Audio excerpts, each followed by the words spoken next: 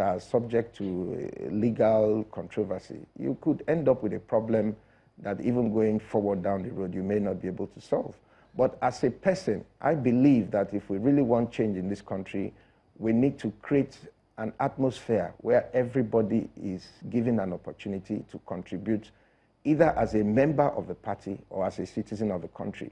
If I'm a member of the All Progressives Congress, I don't see any reason why the vote of a delegate, should matter more than my own vote. In the US, they use delegates, but the delegates really cannot change what the popular vote has said. So if, for example, the people of Rivers State vote, and at the end of their vote, the Democrats have a majority, when the delegate comes, he's a Democrat. Even if he goes there and is given 10 billion, he's not allowed to vote against the wishes of the majority. He must vote on what the majority of the people decided.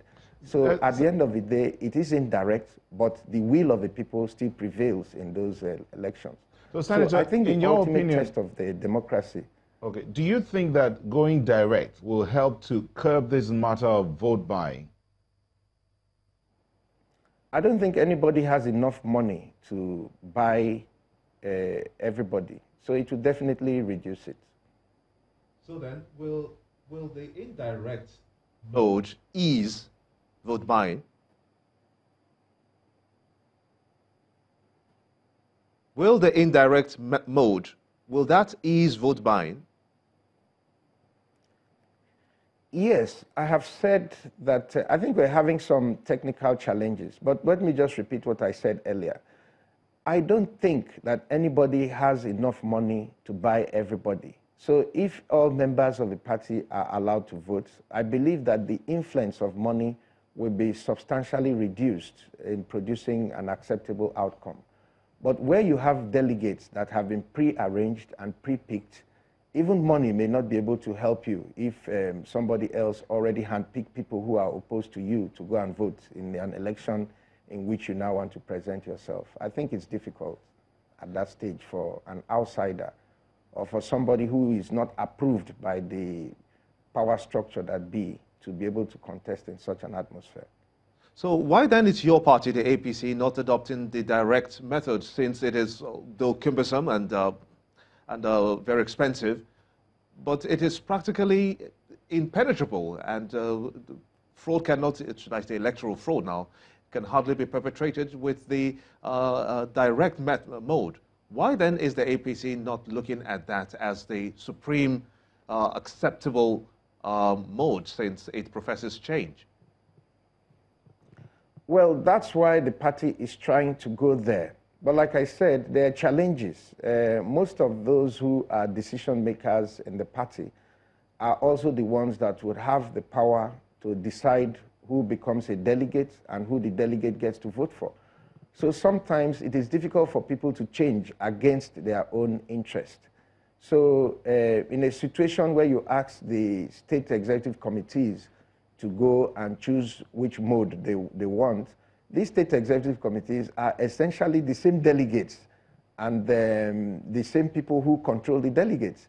So it is very unlikely that they will decide against themselves.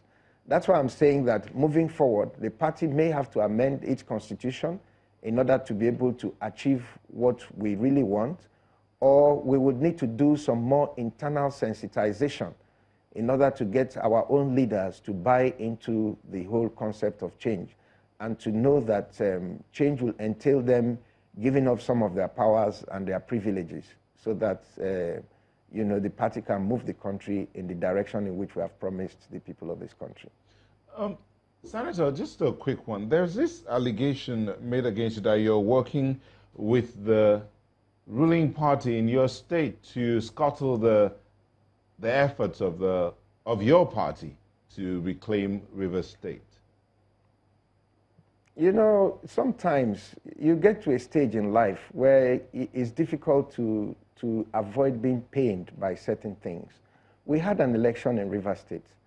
Everybody knows that in that election, I contested that election against the incumbent governor. And everybody knows what I passed through. My buildings were burnt, people were killed, and all that. Everybody in this country understands that. We also have the APC. The people of this country know the sacrifices that I put in personally and physically to build the APC in Rivers State. So all these issues are coming up now because I have said that I want to run for governor, and the leader of the party, the Minister of Transportation, has said that he will not allow it. So because people understand that I have the sympathy of the people, that people understand that it is unfair to shut me out of a process, there is therefore every need for these people to try to paint me in colors that would justify the persecution to which I am being subjected in the All Progressives Congress, because it is unfair and it is wrong. So this whole talk about me working with Wike is simply to justify what is going on, and it is an evil plot.